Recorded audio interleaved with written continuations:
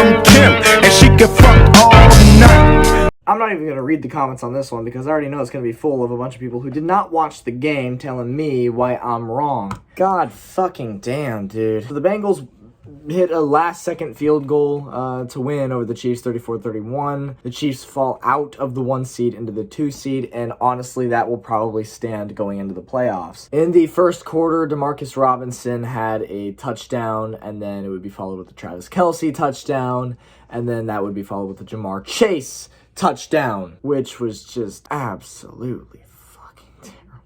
No defense on that play whatsoever. Second quarter, Darrell Williams has a touchdown run. It's 21-7 Kansas City. Jamar Chase has his second touchdown of the game. Darrell Williams has a 1-yard touchdown. Then Cincy field goal, and then at this point, we're 28-17. Third quarter comes along. Jamar Chase with the hat trick. Third touchdown. Another shitty blown defense. This one's on Daniel Sorensen. He doesn't drop back into deep coverage, just lets Jamar Chase get behind him, and Jamar Chase runs all the way for a 69-yard touchdown pass. It was just, dude, oh my god, Dan Sorensen, he's fucking terrible. And then in the fourth quarter, Tyler Boyd had a 5-yard touchdown pass. Harrison Butker had a 34-yard field goal, so we're tied up at 31. And then on the final drive of the game, all hell broke loose. At the KC 41 with 3 minutes, 19 seconds left, the Bengals had 3rd and 27. A surefire stoppage is to follow. No, that's not what happens. Charvarius Ward, who's been getting absolutely mossed by Jamar Chase all day long, gives up a 30-yard pass for the first down. Now let's talk about this for a second. I don't think Ward necessarily played bad. His coverage was there, but it's just Jamar Chase played insane today. I mean, he was getting mossed all day. So I don't necessarily blame Ward for this.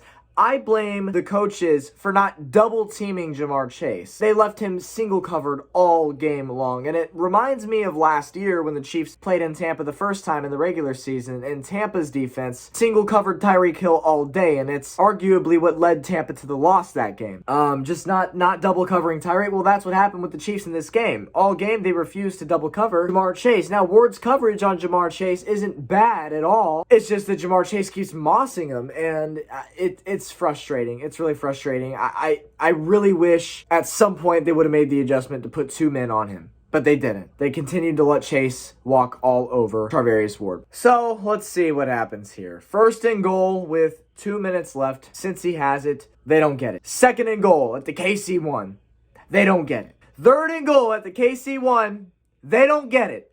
4th and goal, they decide to go for it. They don't get it. But oh, what do we see here? We have a defensive holding and an offensive holding, which offset with each other, and the Bengals get a 5th down. So what do? They decide to go for it once again on 4th and goal at the 1-yard line. And you know what happens? They don't fucking get it. Joe Burrow, okay. All week, I'm going to have to be hearing about, oh, Joe Burrow owned the Chiefs. Look at his stats. They were fucking insane. No, you threw a couple short passes that were absolutely blown defensive coverages by Fenton and Sorensen that resulted in really long... I honestly really dislike how in the NFL, yards after catch are credited to the quarterback. I don't like that, because if yards after catch wasn't credited to the quarterback, Joe Burrow would have like 200 yards in this game. Still a fair amount, but he wouldn't have had half the yards he had in this game. It's just a fact. Anyways, Joe Burrow goes for it again on 4th down. They miss it again. But oh wait, another fucking penalty. This time on L'Jarius Sneed, one of the weakest fucking calls I've seen all year. One of the weakest fucking calls I've seen against the Chiefs in a couple of fucking years. Illegal use of hands to the face on L'Jarius Sneed, and replay shows that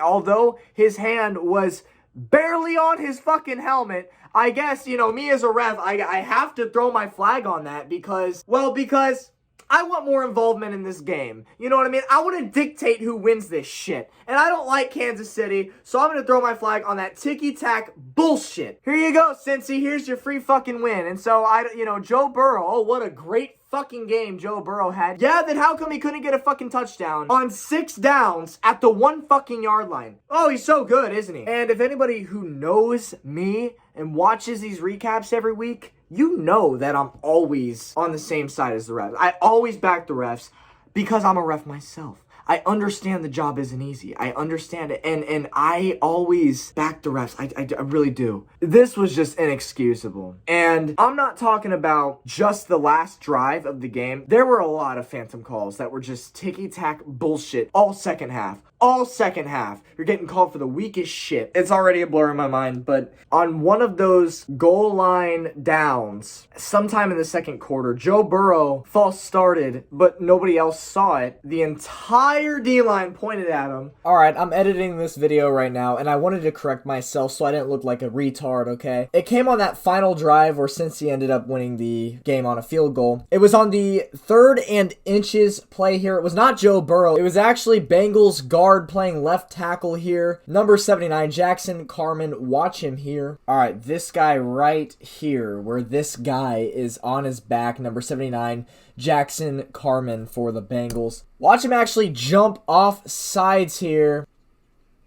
Right there. You see that move right there? And you can actually see all the Chiefs players all pointing to him because everybody saw it, except for, you know, all 7 or 8 or how many referees are on an NFL officiating crew. Not a single one of them saw it miraculously, but the entire Chiefs defense did. And then, of course, no call would be made and the Bengals would end up getting the first down on 3rd and inches. So just wanted to correct myself there, but just another poor part of the officiating of this game, that obvious missed false start. Fenton had a couple of pass interferences that were pass interferences, but he also got called for one that was just really weak. And honestly, like, okay, like if you're going to make bad calls both ways, but it wasn't like that. It was all on the Chiefs. All of them. And you know what this game reminded me of? Was that game 4 years ago in Oakland. Thursday Night Football. I'll never forget it because of how ridiculous it was. The Raiders, with no time left, score the game-winning touchdown on like 7th down because the refs every fucking play. Oh, penalty on the Chiefs, penalty on the Chiefs, penalty on the Chiefs. Oh, it's the end of the game, 0 seconds left, but because there's a penalty, here's an untimed down. Okay, you miss it. Okay, cool, game over. Nope, another penalty. You get another untimed down, and then at some point, the Raiders are gonna fucking score. Anyways,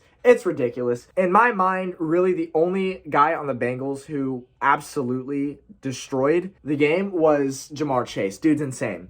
Joe Burrow made a couple of good plays. He did, but you know, people who don't watch this game, they're gonna look at his stats and be like, "Dude, Burrow was insane. He's the No, he's not the reason. He couldn't score on the 1-yard line on 6 fucking downs. That's all you need to tell me to know who played better in this game." And I'm gonna be critical of the Chiefs here a little bit too. At the end of the first half, we get the ball back with 41 seconds left, and then the last phantom call, which was absolute tic-tac bullshit that I'm gonna talk about, is at the end of the first half, 41 seconds left. The Chiefs receive a kickoff after the Bengals score a field goal, and it's returned for a touchdown. Byron Pringle takes it to the house, like all the way. But no, it's got to come back to the like opposite 20 because there's a penalty on Zane Anderson, who I've never heard of this fucking guy, but it was holding on Zane Anderson. On replay, it's just really small. It's so weak. I'm sorry, it's so weak. And now I'm going to be critical of the Chiefs a little bit here because after this penalty with 18 seconds left, Mahomes throws like an 80-yard bomb almost to the end zone on the other side of the field, right into the hands of Tyreek Hill. And Tyreek Hill drops it. I mean, you have to catch the ball. I'm sorry. In the second half, the Chiefs, and it all started at the end of the first half, the Chiefs kind of returned to their days of old from the beginning of this season where nobody could catch a pass. It was frustrating because we were returning to watching that again. If Tyreek Hill comes down with that catch, at the bare minimum, that's another 3 points for Kansas City. At the bare minimum, I mean, he was at like the 10-yard line. Probably would have scored a touchdown. We would have had 8 seconds left. Probably could have ran one play and then settled for a field goal if that didn't work out. But, you know, obviously no telling what happened, but honestly could have been a game changer if Tyreek just caught the ball. But you know what else could have been a game changer is if there wasn't a penalty thrown on Zane Anderson for a weak tic-tac bullshit fucking call when Byron Pringle takes it all the way to the house for a touchdown to end the half. With that being said, right, congrats to the Bengals. You're in the playoffs for the first time in 6 seasons. Happy for you. Honest to God, I hope we see you in Arrowhead.